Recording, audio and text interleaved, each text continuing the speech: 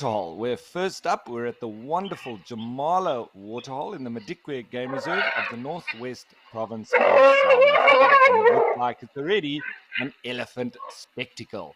My name is Ralph Kirsten. What does the bush hold in store for us today? Well, you'll have to sit back, relax, and watch as the animals come down to quench their thirsts and cool off at all the different locations. And as per usual, please don't forget that this is a live and interactive experience. So we'd love for you to jump on board with us and send us through your questions and your comments. You can do that by going on the WildEarth website and registering. You can also join the conversation on X, formerly known as Twitter, using the hashtag WildEarth. Also on the YouTube live chat. What is it that you'd like to chat about? What is it? Anything wildlife related, please send it through. As we see the wonderful dynamics of these ellies coming in to cool off, have a bit of a spa day, and it seems nice and hot already. A typical summer's day.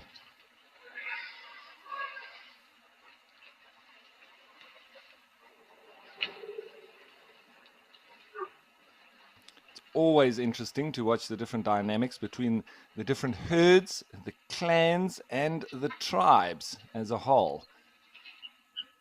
You see here in the foreground, this is the preferred drinking spot where normally the fresh water comes out into this pan. So the elephants do prefer to drink here. And then on the opposite bank is a bit more of a preferred wading site and wallowing. You see some of the younger bulls there just having a bit of a tussle, enjoying themselves while they do it.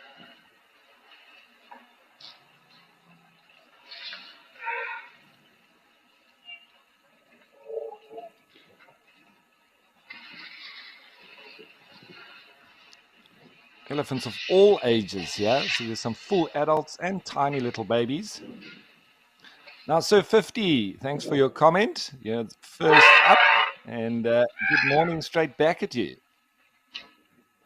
Lovely to have you on board and watching the dynamics with these elephants here. Just fantastic.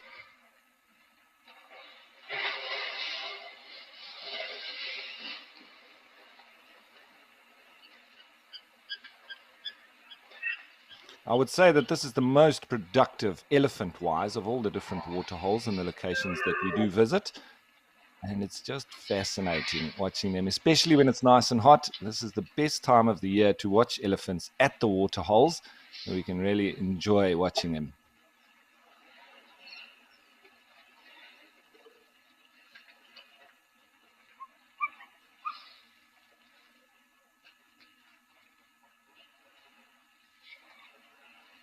Tiny little baby on the opposite bank. Looks like trying to get out of the waterhole now. He's been having an absolute ball, but they also do enjoy the slippy slide on the edge with the mud and how slippery it is.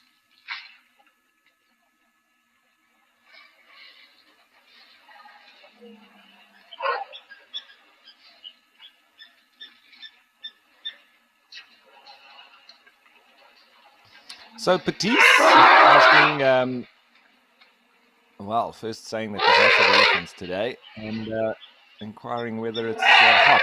I don't know the exact temperature, but I can tell you that it must be hot, because these are the days when the elephants come down to wallow like this. And speaking of which, Patisse, I think it's time for us to go and have a look exactly what the weather is like across all the different locations.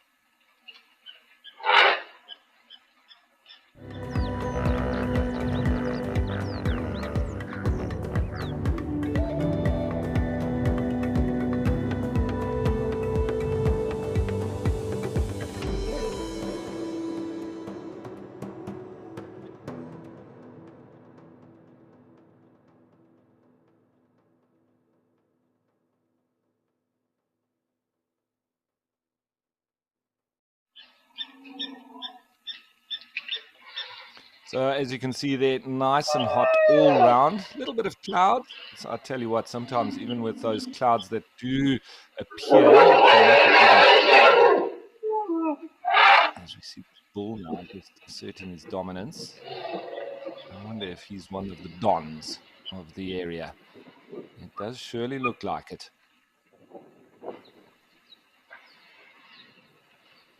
So as we saw those temperatures, you must remember also that this is measured in the shade. So 39 degrees in the shade here in Madikwe. I would say that probably real fuel was more likely in the 40s.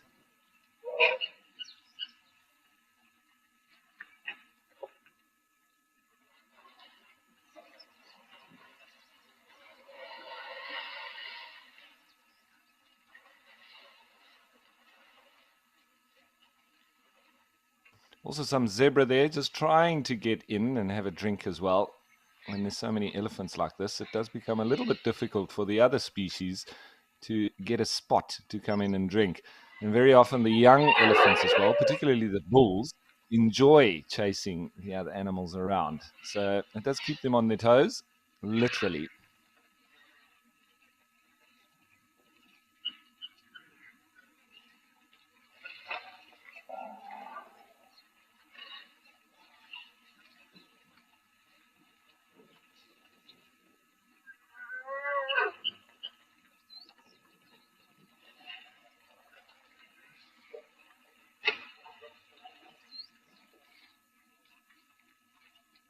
Well, that little young zebra there on the opposite bank also having a bit of a slippy slide. I don't think he's quite enjoying it as much as the baby elephants do, but going into the water nonetheless.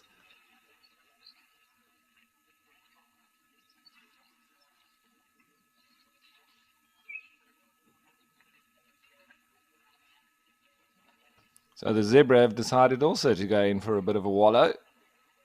Don't often see that, but they're probably also feeling the heat, so trying to cool off.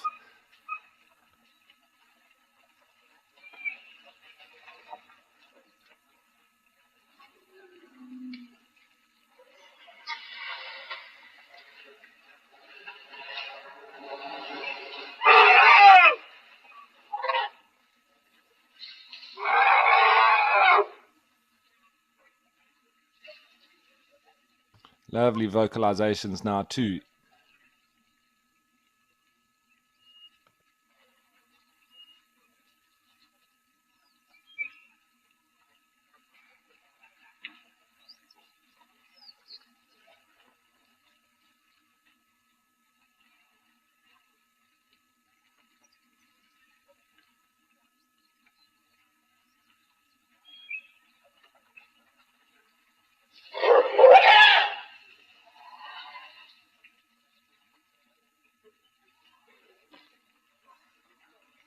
Seems those zebra aren't quite yet finished with their drink, even though they're being chased around by these ellies.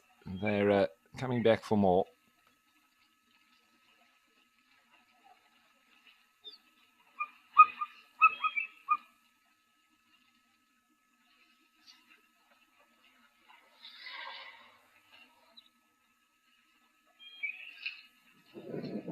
Just so many elephants, eh? A couple of blue wildebeest just hiding up in the shade there in the top right of the screen as well.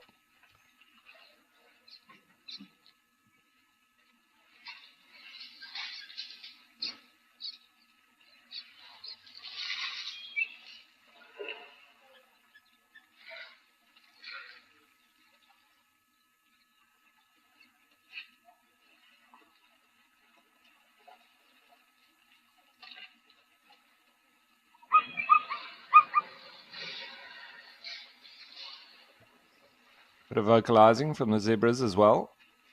And these couples are still continuing on their quest to try and cool off and have a drink.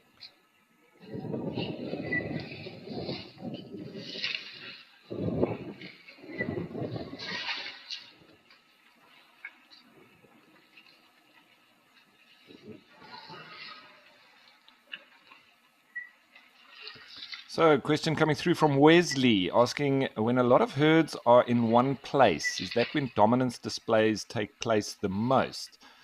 Yeah, you'd be quite right there, Wesley. It's when the mixing of these herds like this takes place that you'll find quite a few elephant bulls that are the ones that would display mainly the dominance, is when it's most apparent.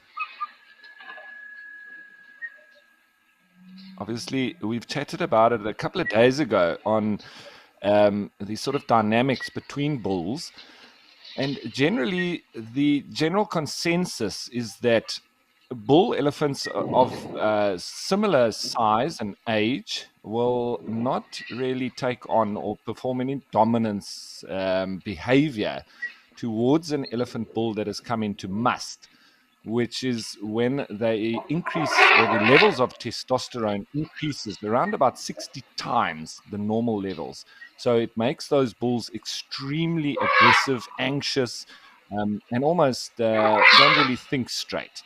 So the bulls that are not in must and in this particular phase of their cycle, generally leave them alone. And those ones are then at that particular time more dominant than the other bulls that are not in must. And they don't normally come into must at the same time.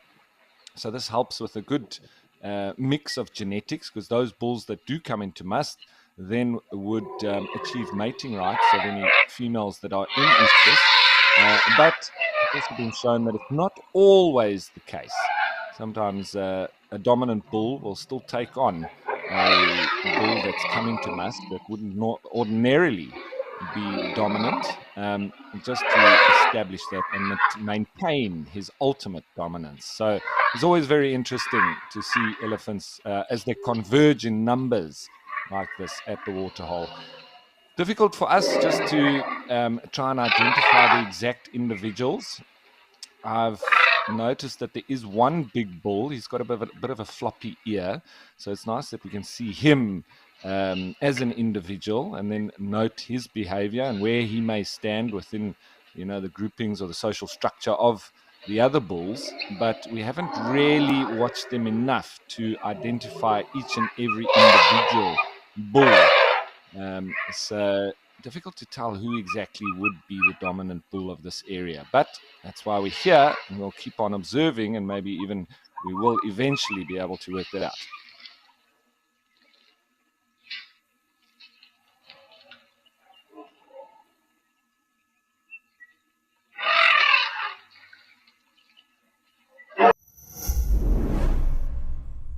Our march to freedom is irreversible. We raise our hands and we say, we will be free! Great mass of South Africans denied their humanity.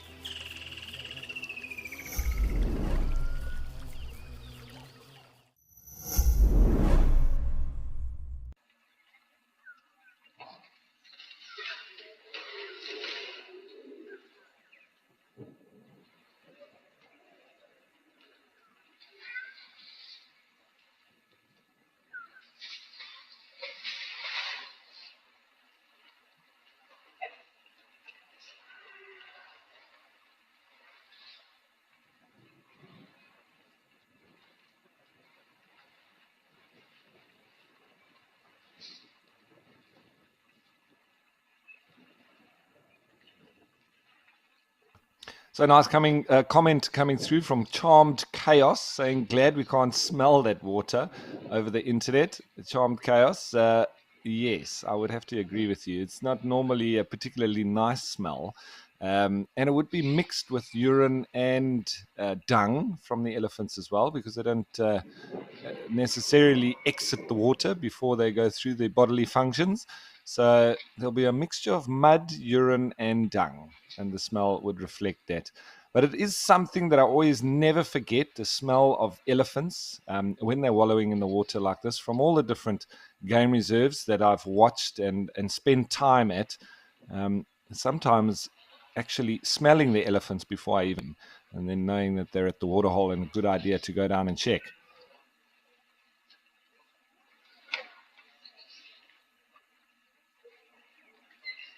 So Wally Behan saying, evening, Ralph. It must be evening wherever you are in the world, Wally. And saying, would love to hear more of the forest elephants. Well, maybe that's a topic that I'll delve into a little bit today. Maybe a little bit of the differences between the African, the Asian, and the forest elephants. Thanks for the lead there. It's great when viewers lead me in a particular direction or topic. And so maybe we'll have a look at that.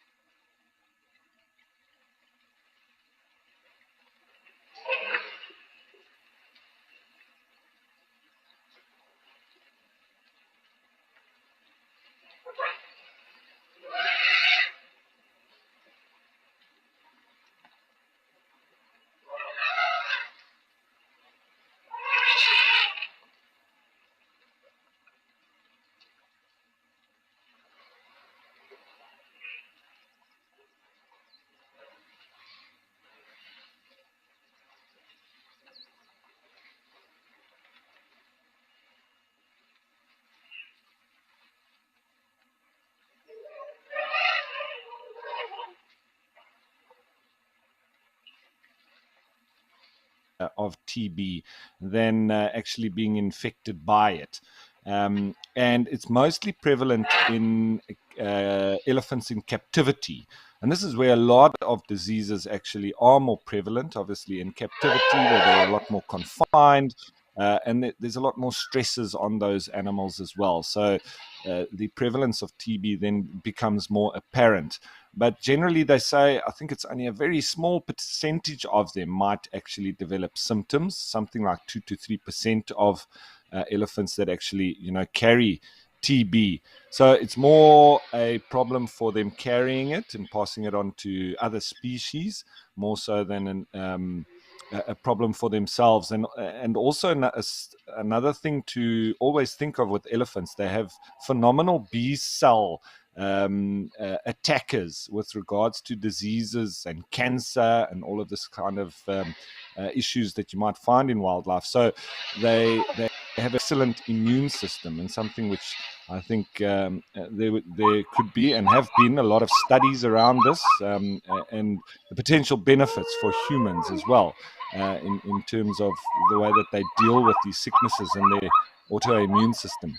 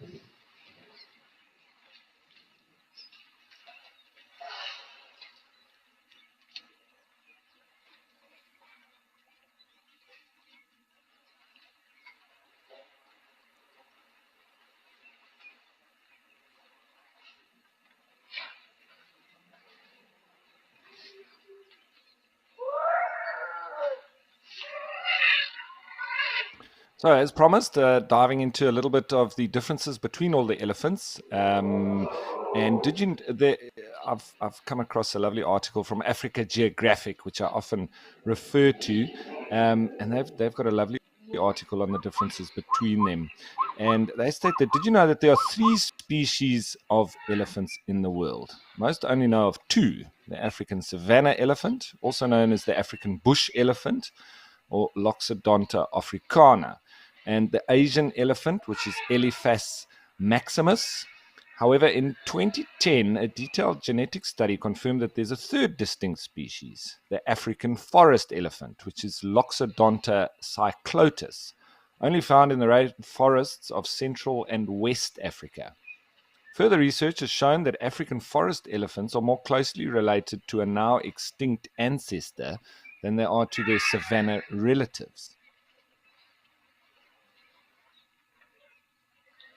All 3 may look the same from afar, but on closer inspection, there's quite a lot of differences between the species.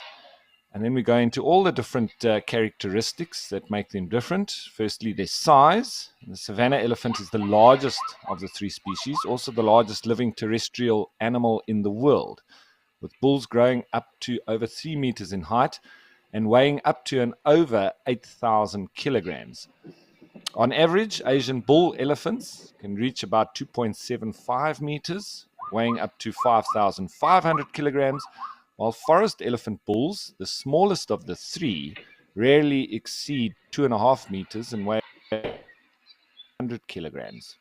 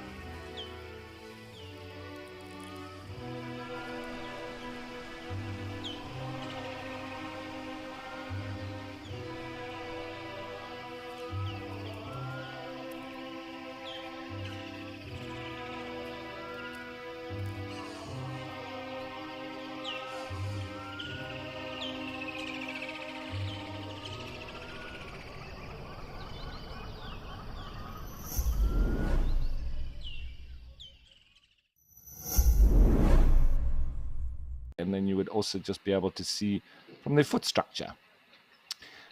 Obviously important, the locations, the difference. Savanna elephants are found in sub-Saharan Africa, including Kenya, Tanzania, Botswana, Zimbabwe, Namibia, South Africa, Angola. Whereas forest elephants are found in Central and West Africa, including Gabon, the Democratic Republic of Congo, Cameroon and Central African Republic, Cote d'Ivoire, Liberia, and Ghana.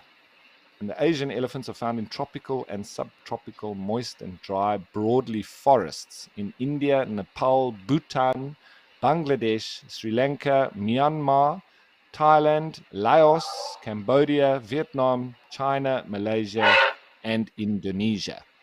So there's a nice broad basic breakdown of the differences between the three species of elephants.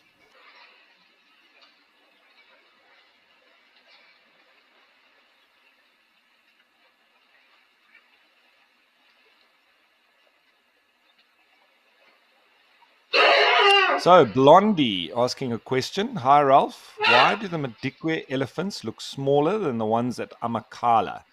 Blondie, I think it's all down to perspective. Right now, we're looking down on these elephants. It makes them look small. But let me tell you, they are not. There's a couple of bulls here that would be even larger than any of the bulls on Amakhala. And I know them firsthand. I've been out there for many years and also having presented on WildEarth as well on numerous occasions. And I know Koli and, the dominant bull there very well. I've had lots of interaction with him. And I can tell you that he's a decent sized bull, but he's probably not bigger than a few of the bulls that we've seen here on this camera and at this waterhole. Oh, looks like this female is getting pursued by that bull. And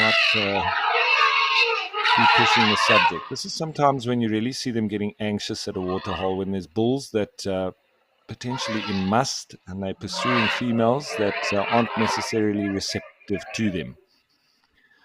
So just going back to that perspective, looking down on elephants like this, it obviously does give the impression that they're slightly smaller. But once again, I can tell you, it's all a matter of perspective. If this camera was closer to the ground, we'd be looking up at them, and then we'd really get a better, truer reflection on their size. As that bull is continuing on to pursue that female on the opposite side, creating quite a bit of consternation. And sometimes the rest of the group can also be affected, and they might all start moving off, or at least trying to assist that female and get away from that bull. I think that's another bull that's actually after those two. It might land up in a bit of a fight between them as they try to pursue that female and establish mating rights. So yes, once we go across to the likes of cat eye, the African cat eye, which is almost on ground level, as well as the Oldonyo waterhole in Kenya, those cameras being very low, the elephants look massive. So yes, just once again, just portraying the perspective of the different cameras and how it can change the sort of the size that we seem to think of them. For instance, if we look at Okukuyu as well in the Etosha National Park, that's also quite a high camera looking down on the waterhole. But those are some of, if not the biggest elephants in the world. But you don't really get that perspective looking down on them, and they don't look that big. But if, as I say, if we had to stick that camera a little bit lower and look up at them, you'd be surprised.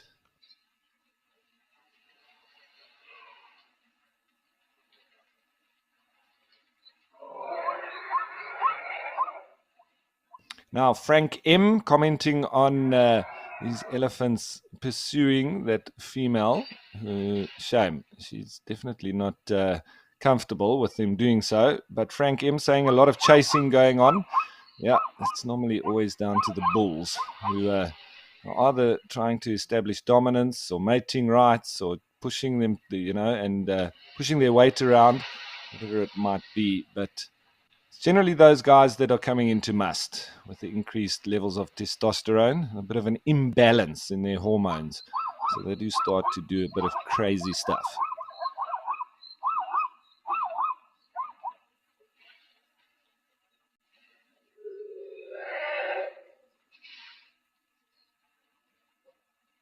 And with that perspective in mind that I've been speaking of, it's also very apparent when you go on game drives from you're quite raised at the back of the game viewer itself. And so looking down on the animals, even from that little bit of a higher perspective, folks are quite surprised at how small the animals might look. As opposed to when you get them out onto the ground and on foot, and then even warthogs all of a sudden seem huge. So when you're looking at animals from their level, then you're quite surprised as to how big they actually are, even just with the difference from the game viewer to being on foot.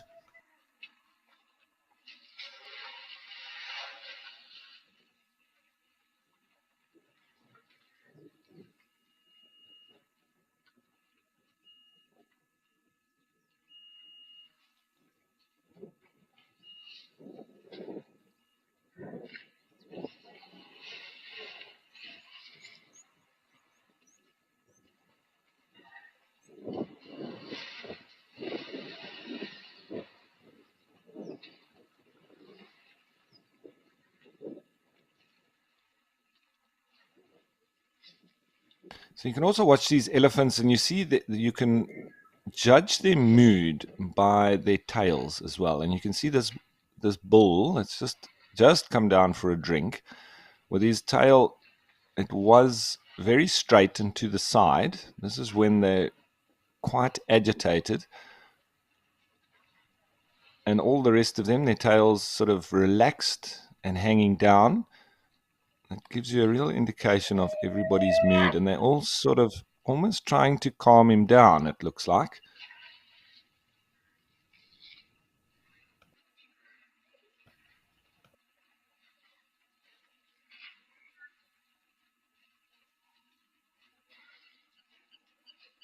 So Glenn Thompson asking, does the weight of an elephant let you know how healthy it is?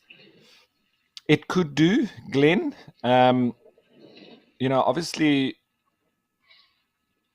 the older they get, the bigger they get, the heavier they get. And once they sort of reach the age of around about 50 to 60 years or so, they would get their last set of teeth. And once those grind down, then they're obviously not able to fully digest their food. They're not able to break it down very well because they're not able to chew it. So they literally just swallow it. And slowly but surely, they start losing condition. And then you start to see their hips showing, and they would then be losing weight. Obviously, a growing individual, a young individual, is going to be putting on weight as it grows, very much like humans and any other species. But then once they reach adulthood, they will fill out to a point. And then obviously, as they get to their old age, they can then start to lose weight as a result of them not being in fully healthy condition. So yes, the weight would then indicate how healthy they are or unhealthy they are, more so. But I would say more so that the sort of shape of the elephant is a very good indicator of their health. And if you can see those hip bones starting to show, and they're starting to lose weight, that's a real good indicator. And also then just checking their dung, whether or not the food items and the plants that they've been feeding on has actually been crushed and broken down by the crunching nature and grinding nature of their teeth. So that's another good indication of their health, is in terms of the dung that's passing through them. If they've got whole sticks and whole leaves and etc., you can normally get quite a few food items that will pass through with elephants completely, but generally most of it will be sort of crunched down by the teeth. For instance, in the Namib, with the desert elephants, especially around the areas where they've got the Makalani palm trees, areas such as Palamwag, for instance, in Damaraland, those sort of palm nuts, the elephants love them, but very often just swallow them. They do sometimes turn them around in there and just scratch off the little outer layer because it's quite sweet. And a lot of the locals, me included, we often pick those up and just chew the outer little layer of those Makalani palm nuts because it's very sweet. So it's a little bit of a bonbon in the bush. But the elephants throw those in, they swallow them, and they literally come out almost exactly the same, fully intact. So there are things that do pass through, but generally they'll grind them down as much as possible before swallowing.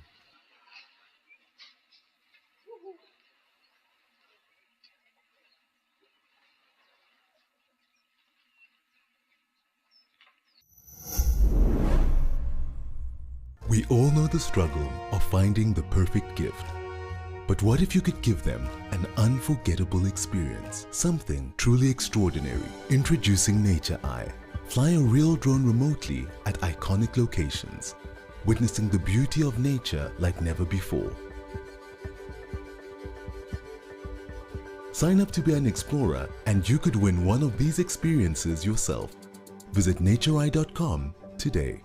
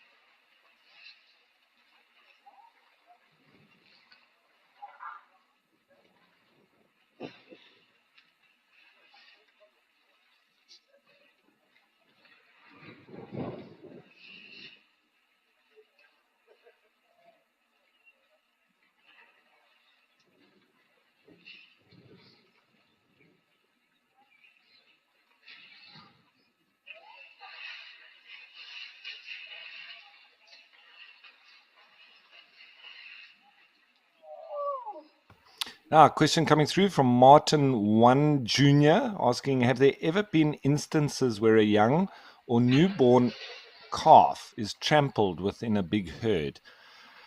Martin1 Jr., I'm pretty sure that it probably has happened. However, the protective nature of the females within the elephant herds themselves is fantastic. They are extremely careful with the youngsters.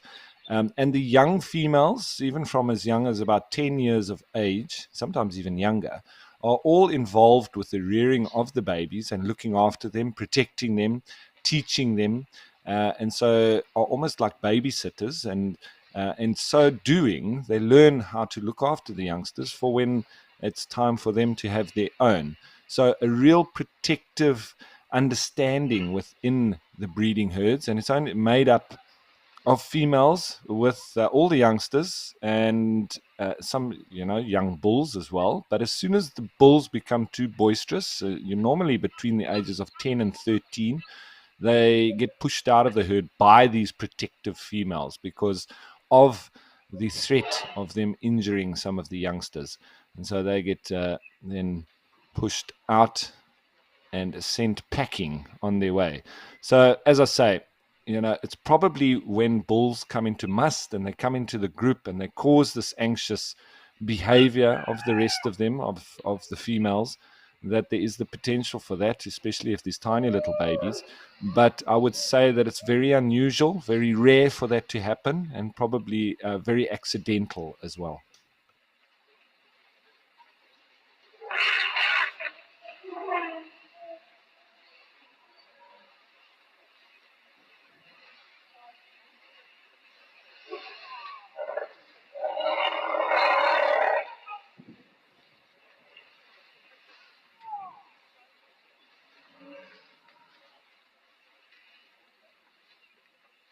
So Phil from Brighton, welcome Phil, asking, are there any animals that leave their young to their own means, unlike elephants do?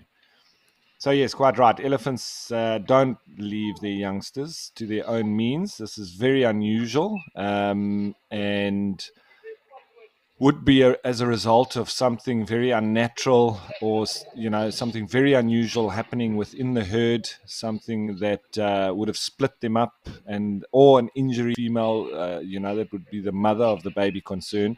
So this is very unusual. But other animals that leave their young to their own means, if we're just talking mammals, we do have quite a lot of the antelope that can stash their babies while they go off to feed, and then returning to them later, such as bushbuck, and mainly the smaller of the antelope species and the ones that remain in the thickets, the little duikers, etc. They often do this, stash the baby, and it curls up in a little ball, normally in quite a hidden little spot, and off they go. And then a few hours later, sometimes a whole day later, returning to get them, when they can then suckle from the mother once more. So, but there's always that return. I think if we have to look at the animals that generally do leave their babies to their own means, it's mainly the likes of reptiles, where they lay their eggs, and that's it for them. They need to fend for themselves. Apart from crocodiles, who those females really do then perform parental care. As you see, that one little youngster really struggling to get up that slippy slide. Still hasn't managed it, but might be helped by one of the females there. Yeah, just using the trunk to push it along. There we go. Just about managed to get up now, as the next in line is now trying and slipping and sliding all over the place as well. So it's all those animals that lay eggs, I would say, and reptiles, fish, and all the insects, etc., leaving their babies to fend for themselves. Also do have some of the birds, but not really leaving them to fend for themselves, but leaving other bird species to look after them in their stead, such as the cuckoos, the widars, and the honey guides, and the indigo birds as well. So those are all the brood parasites. But generally, I think when it comes to mammals, I can't really think of a mammal that does not look after its babies. And that's actually one of the characteristics of a mammal, is performing parental care, I would say.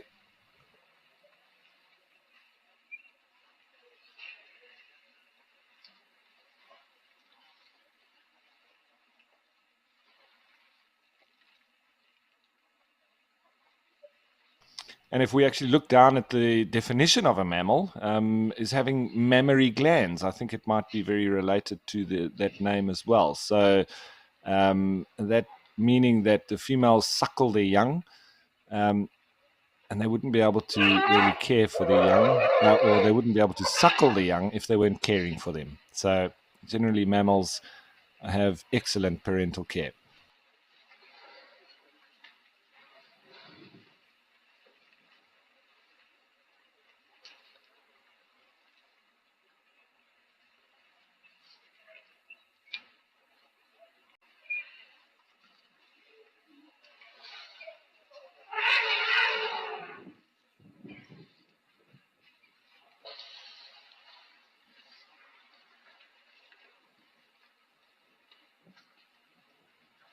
So I'll just read you a small excerpt from a blog by David Batsefin on the elephants of Madikwe. And I think this is wonderful. Within the depths of an elephant's eye resides the wisdom of countless generations. Each wrinkle and crease tells a story etched by the trials and triumphs of their ancestors, a silent testament to survival passed down through the ages, teaching them to navigate life's labyrinthine trails. Weathered and wizened, it carries the legacy of their lineage, a living library of nature's secrets, reminding us that wisdom is not just found in books, but in the soulful gaze of those who have roamed this earth since time immemorial.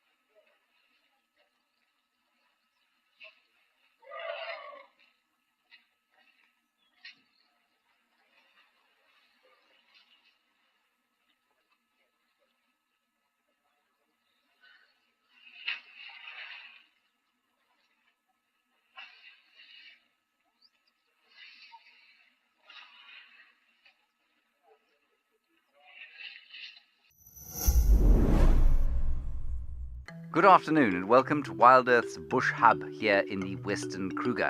My name is James Henry, Gerrit is on camera, and over the next 30 minutes we're going to look at the highlights that took place in the field over the last 24 hours. We'll have a look at yesterday afternoon's sunset safari, this morning's sunrise safari, with an eye to planning this afternoon's activities in the field. This is On Safari.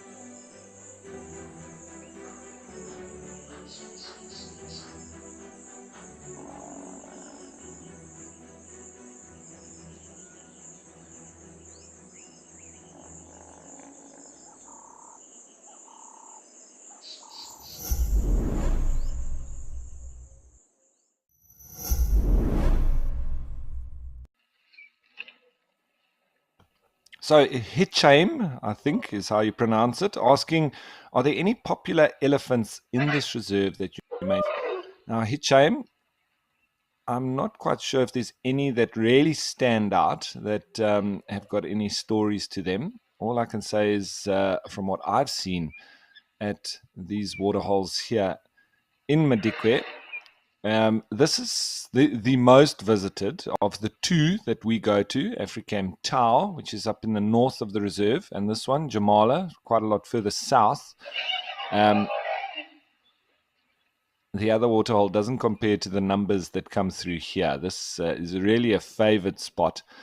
What I can say is that very often we have the herds that come through, they do their wallowing, they have their fun, the babies get involved and everything, and then they tend to move off. And it's left with the kind of boys' club with lots of old, fully mature bulls with some youngsters as well. And the one that I've noticed, as I've said previously, just with that one individual with a floppy ear, slightly floppy, it's not completely floppy, but it's his right ear. So as we look at him normally facing towards us on the left, that's the one individual that I've been able to identify on a daily basis. But yeah, maybe going forward, we might see a little bit more of them, and then maybe make up our own minds. But yeah, for now, nothing that I can speak of other than that guy with a floppy ear.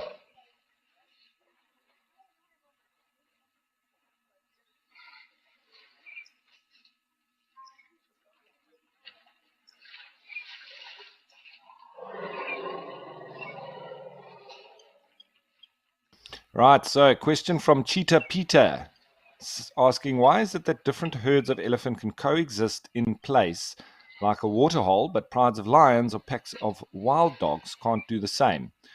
Awesome sound coming from this waterhole, by the way. I must agree with you, Cheetah Peter. Lots of lovely vocalizations from this elephant spectacle here at the Jamala Waterhole. But I would say that the answer to your question lies mostly in the territorial nature of the specific species in question. And with elephants, they're not territorial, so they tolerate each other a lot more than a territorial species per se. So you look at lions, highly territorial. They mark their territories and they patrol it, and they don't take kindly to trespassers. And when there are trespassers, it's normally, that then you'll end up with fights. Elephants not being territorial, it's mainly, a very sociable species, very gregarious. They enjoy interactions. Yes, they do have their differences sometimes, but I think they more enjoy the interactions with each other than, more so than any kind of fighting. And when that fighting does come, it's generally as a result of bulls coming into must, and with the imbalance of their hormones, high testosterone levels. It's generally that causes the fights, and it's all down to mating rights, but not about territories. And hence the reason why we can see such big groups of elephants together like this. But you do see the issues that arise sometimes, as we saw that bull chasing the female around and then another bull after him.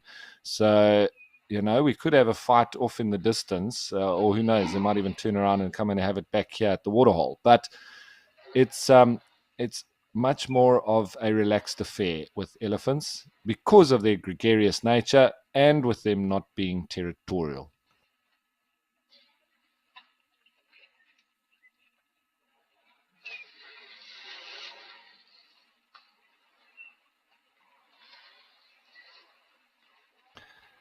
So another question coming in. Welcome back, Mr. Bill the Bull. And he's asking, hi, Ralph, how many herds do you think we have here at the moment? So it's not always easy to see Bill the Bull, but I would say we're probably looking at around about 10 or so. Well, there have been at least. I would say that one group on the opposite side, that looks to be one herd. There's one off in the bush. Another one closer. This one here drinking. And there's another one off on the left. There was another one, I think, off under the leadwood tree to the left. And I think there's one or two more on the right. So 10, 12, maybe. Maybe we've got to keep our eyes out and have a little bit of a closer count Right now on screen, I would say it's 1, 2, 3, 4, 5, maybe 6 different herds. And there could be a couple of clans. But then we could also say that all of these together would be a tribe. So then that makes it a little bit more understandable as to the groupings of elephants. You've got one individual herd, and a couple of herds could make up a clan, and a few clans could make up an entire tribe. So that's how we sort of distinguish the different social structures of the elephants themselves.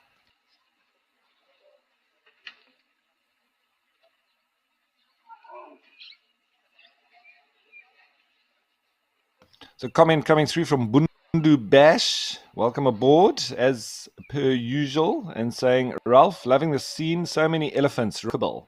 It is indeed Bundu Bash. What a wonderful scene it is. Then we've got Kim Twister saying, reporting for live duty at the Waterhole.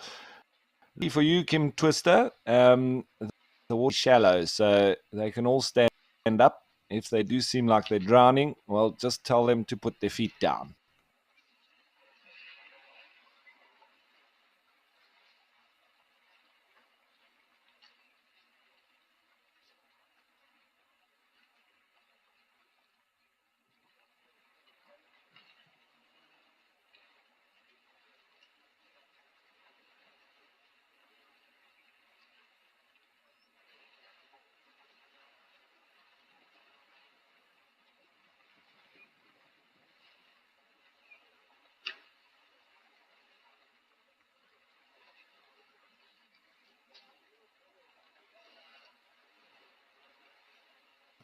So I think I'm going to continue on a little bit with this blog by David Batsafin, because it's very pertinent to what we're seeing here in Madikwe, because it's actually written as he was at the Tau Lodge, which is up in the north, of course. But I think it's just a lovely blog that I do want to share it as we watch this bull coming in with that tiny little baby really enjoying itself in the water in the background there as well. And he says, with whispers of untamed hope, an African sunrise paints the sky in shades of gold, heralding a new day. A fresh canvas on which dreams can be etched. Each ray feeds my spirit and invites me to participate in this dance of untamed rhythms of nature. A reminder that as the darkness fades, the light immediately starts to take its place. In the silent serenity of morning, Africa awakens, promising endless possibilities, untamed adventures, and a chance to start anew. Embrace the dawn, for in its tender glow lies endless possibilities for those willing to accept the experiences that a new day offers.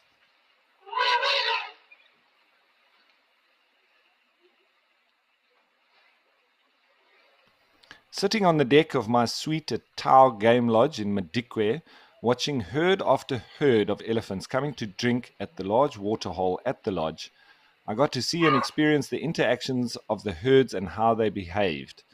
Not only towards those within their own herd, but the interactions between the different herds that occurred on a daily basis when they shared the water.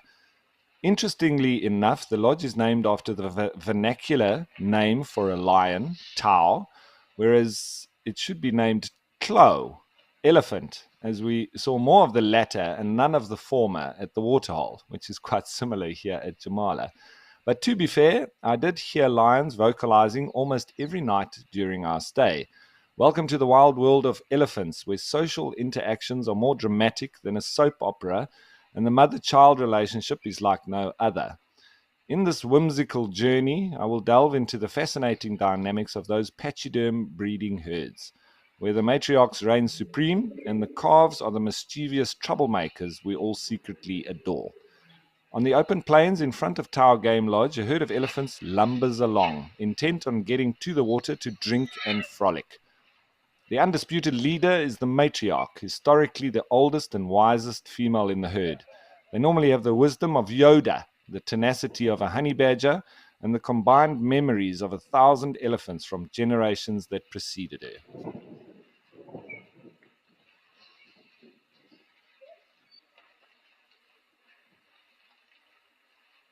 Elephants and the social interactions, breeding herds are a captivating blend of drama, humor, and heartwarming moments.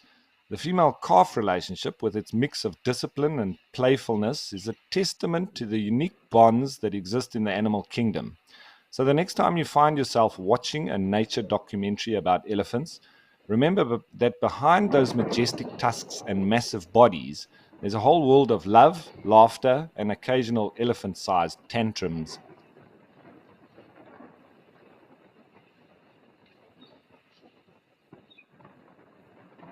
Now, let's zoom in on the main event. The heart.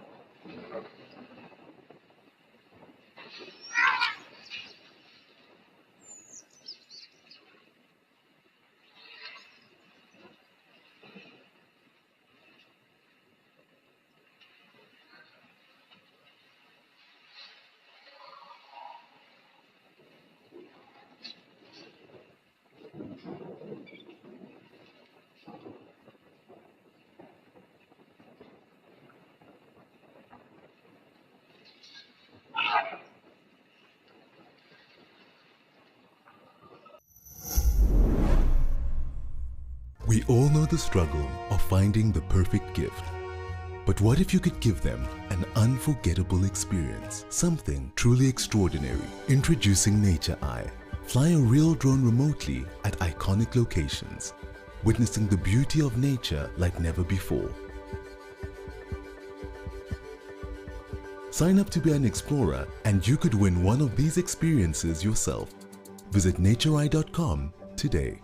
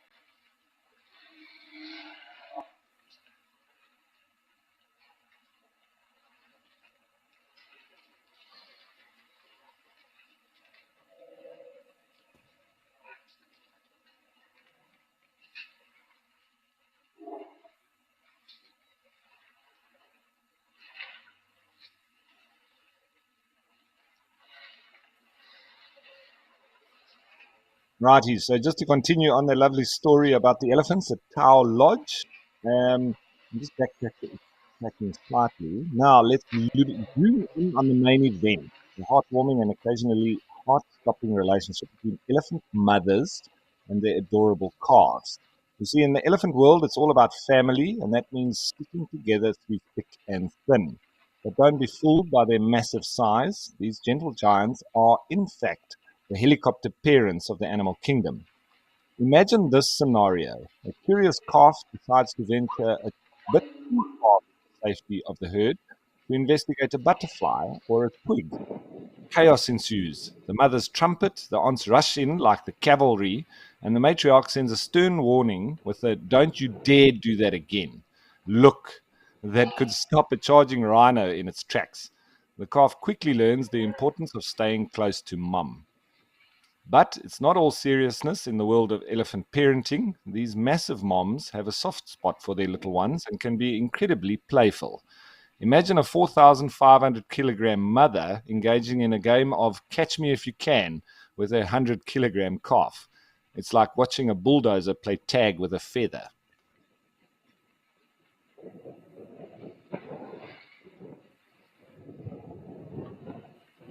They play with such enthusiasm and gentleness, like a soccer mom cheering for her kid at a game. The mothers will even toss dust and dirt over their calves as a form of sunscreen and insect repellent. One of the most heartwarming sights in the elephant world is witnessing a calf trying to mimic the majestic trumpet of its mother. It's like a baby trying to imitate the grand opera singing of an experienced soprano. They'll raise their tiny trunks and emit a squeaky sound that resembles a trumpet played by someone who just learned how to blow one.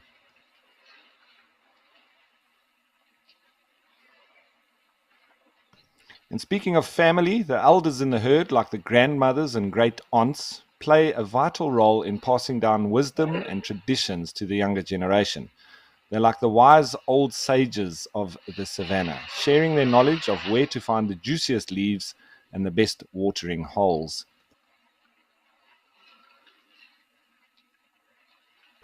But just like any good sitcom, the elephant mother calf relationship has its moments of tension. As the calves grow and gain more independence, they become a bit rebellious. They test boundaries, play tricks on their moms, and sometimes they throw a good old fashioned elephant tantrum. Picture a baby elephant flopping down in the dirt and refusing to move. It's like the elephant version of a toddler's "I don't wanna."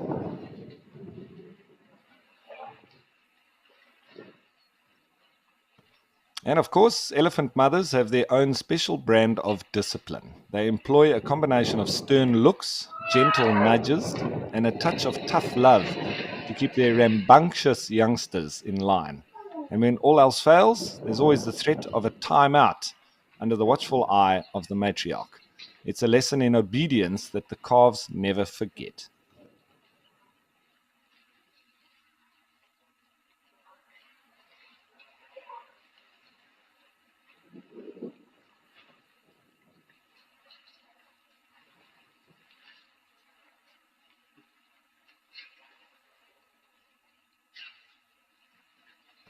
Some cultural facts about the largest land mammal on our planet. Elephants have had a significant impact on many cultures throughout history. In Hinduism, the elephant headed deity Ganesha is worshipped as the god of new beginnings and the remover of obstacles. In Buddhism, the white elephant is considered a symbol of purity and compassion. In African folklore, elephants are often portrayed as wise and powerful creatures, while in India, elephants are seen as symbols of good luck and prosperity. Are you aware? Elephants are considered a keystone species, meaning they play an important role in maintaining the biodiversity of their habitats, and literally habitat engineers. And such a privilege to be watching them in their numbers here at Jamala.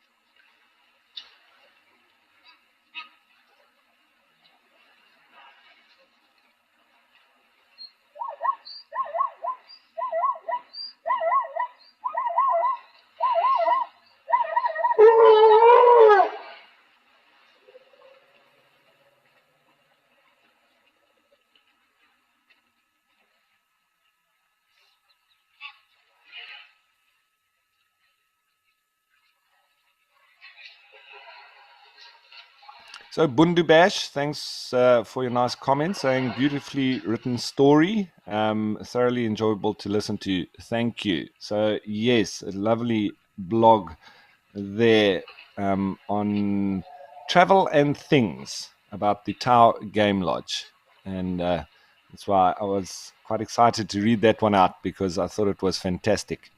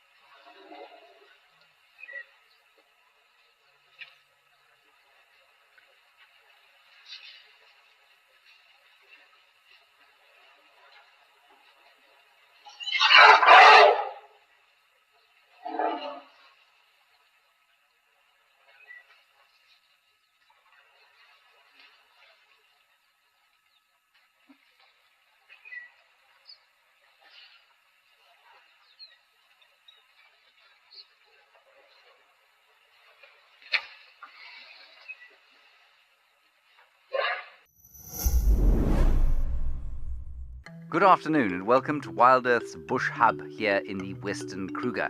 My name is James Henry, Gerrit is on camera, and over the next 30 minutes we're going to look at the highlights that took place in the field over the last 24 hours. We'll have a look at yesterday afternoon's sunset safari, this morning's sunrise safari, with an eye to planning this afternoon's activities in the field. This is On Safari.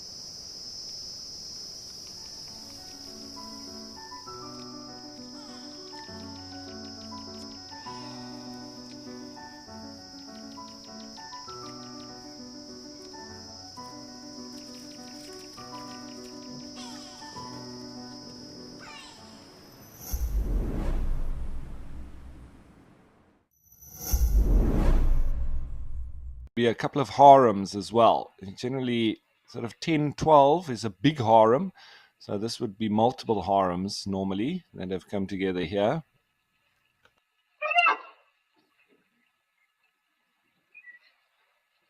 So yeah, there can also be conflict within the zebra. They're not territorial either, but much like the elephants, it's more just about mating rights and maintaining the harems with the females within that. You see a little bit of a fight of those elephant bulls on the left there as well, kicking up the dust. Off they go there, one running away, the other one pursuing there on the left.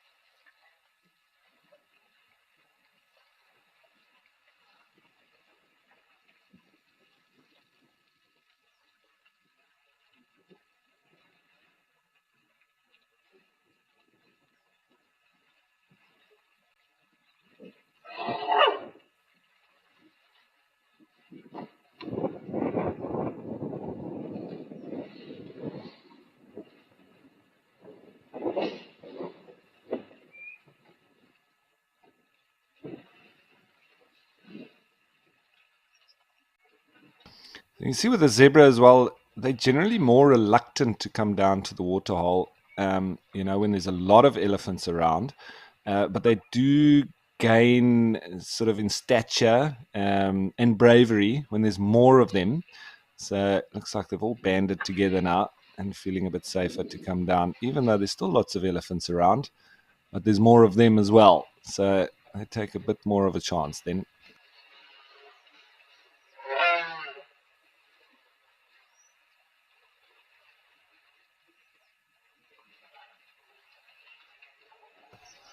Now, Danny asking, a few of us that are watching are doing eco training courses. What's your advice for learning to identify animals, especially non-mammals? Well, Danny, the best thing for you to do is, and I was also an eco training instructor for many years. I was actually head instructor at Salati, but I also worked at Karongwe, and also did a lot of trails courses up in Makuleki. So very familiar with the eco training courses and exactly what you guys go through and what you need to learn, etc. So when you're learning to identify the animals, especially the non-mammals, it's great if you can take photographs of them, or whatever species it may be. And you always firstly want to, classify within the easiest form of it. So what is it? Is it a reptile? Is it a bird? Is it an insect, etc.? So obviously then you're going to be, immediately going into a specific area and an easier way to identify that particular species. So the more you do it and the more you practice it, the easier it becomes. It's like most things in life. And it's very much like speaking a language. And I even find, from birding to the different tree species and grass species, when you get out of practice, you forget to speak the language. So, there's a lot of things that take a little bit of time to pick up on again if you haven't spoken it for a while. But once you get going, it's a bit like riding a bike. You're very quickly back in the saddle. So the more you do it, the better you get at it, and the quicker it then becomes to identify the particular species. That's much like if we look at birds. When you look at the general impression of the shape and size of a particular bird, so is it a large bird? Is it a medium-sized bird? Is it a tiny bird? It immediately starts to put you in a direction that you would then easily be able to identify that bird in the bird book. So, like we're looking at an oxpecker, medium-sized bird, and then we obviously want to look at the immediate sort of things or characteristics of that particular species.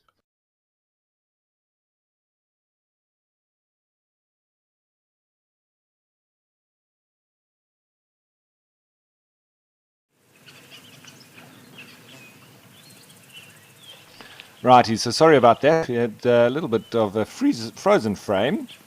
So we've popped on over to Okokuyu in the Etosha National Park of Namibia. And there's been lots and lots of rain here, so we can expect that it will be a little bit quiet at this waterhole for the foreseeable future. But nonetheless, we do have an oryx in water, and it looks like, I think, what is Egyptian geese. So going back to our how to identify animals, very quickly, and I was going along the bird species.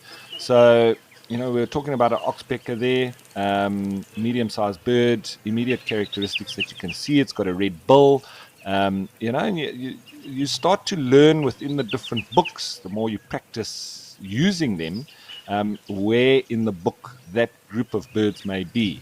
So here we've got wading birds or waterfowl, and they're quite a large-sized waterfowl at that as well. So you're looking at them, then you start to see their different coloration patterns, and also distribution is obviously a big characteristic that you want to use as well. Where are they found? So you use that as one of the characteristics within your guidebooks to lead you towards an answer. Remembering with birds, however, that they do have wings, so they can be found all over the place, regardless of what the distribution might tell you. However, it's generally where they would be found. So that's a big factor. And if you are in the western side of southern Africa, like we are here in Namibia, and in your distribution, the bird that you think it might be, or that it might be one of, is only found in the eastern side of southern Africa, well, you can then pretty much write that one off and go with the other one that occurs in the west, for instance. Like we could look at these oryx and springbok. If we had to look at their distribution, it's pretty much up the western side of southern Africa in the drier parts, in the desert or semi-arid regions. And so generally, naturally, they wouldn't be occurring on the tropical side and up into Kenya, etc.